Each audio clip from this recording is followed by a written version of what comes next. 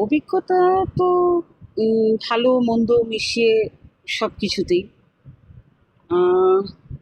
ভালোটাই বেশি বলি, কি বলেন? এক- ভালো। সবাইকে নিয়ে একসঙ্গে কাজ করা, কাস্টমারদের সঙ্গে তাদের মনোমতো করে ঠাকুর দেওয়া, ভালো অভিজ্ঞতাও আছে বেশিটাই। তারপর যে টুকটাক যেগুলো থাকে পরিস্থিতির প্রেশার বা কিছু, সেগুলো তো চলতেই পারে, স্বাভাবিক ব্যাপার।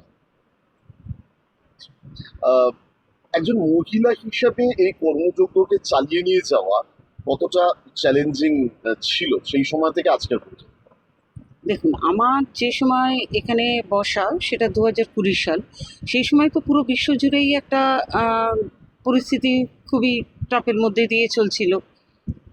সেই পরিস্থিতির মধ্যে আমাদের পুরো প্রতিষ্ঠানের টিম, যা ছেলেরা কাজ করে বা সবাই আমরা পরিস্থিতি হ্যান্ডেল করে এগিয়ে চলেছি, এখনও রয়েছি, চলছি, ছোট করে হোক তবু চলছি আমরা। এবারের দুর্গাপুজো বা প্রতিবারের দুর্গাপুজোতে একটা চাপ তৈরি হয়, সেই চাপটাকে কিভাবে মেকআপ দেন বা ওই সময়টা কিভাবে? ওটা বলবো না, ওটা এই কারণে বলবো না কেন, আমরা এতজন একসঙ্গে থাকি, সবাই মিলে ভাগাভাগি করে নিই। ওটা নিয়ে আমাদের কোনো চাপ থাকে না, আমরা বেশ এনজয় করেই সমস্ত কিছু করি। ওটা নিয়ে কোনো কথা হবে না, বরং ওইটা আমাদের বলবো লাইফের একটা অক্সিজেন। যে সিজনটা আসবে, আমরা সবাই মিলে কাজ করবো, এই করবো, এটা একটা অক্সিজেন। এটা নিয়ে আমি একদম চাপ হিসেবে ধরিই না, একদমই না।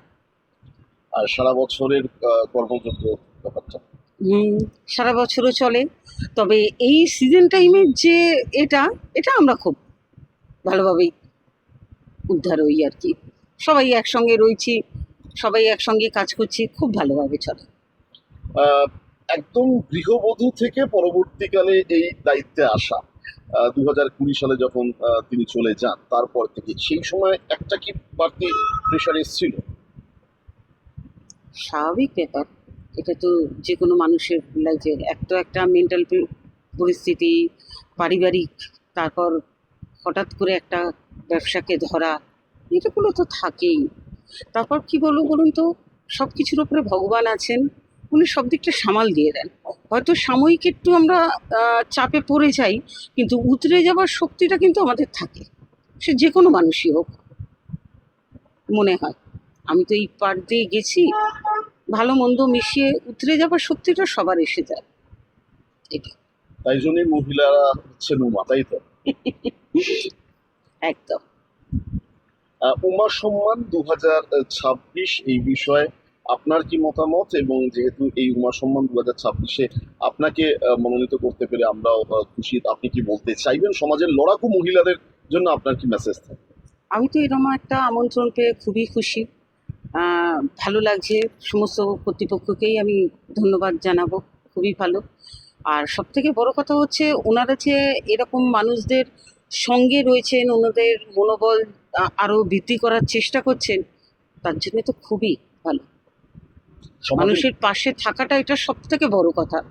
মানে সব দিক থেকে হেল্প করতে পারি না করি, অন্তত মনের জোরটা তো সবথেকে মেন পার্ট। এটা যে ওনারা করছেন, অনেক অনেক ধন্যবাদ ওনাদের। সমাজের লড়াকু মহিলাদের জন্য আপনার কি মেসেজ? চেষ্টা চালিয়ে যাও, ভয় পাওয়ার কোনো জায়গা নেই, চেষ্টা করো, সব হবে। হয়তো একটু আগে, হয়তো একটু পরে, চেষ্টা করো।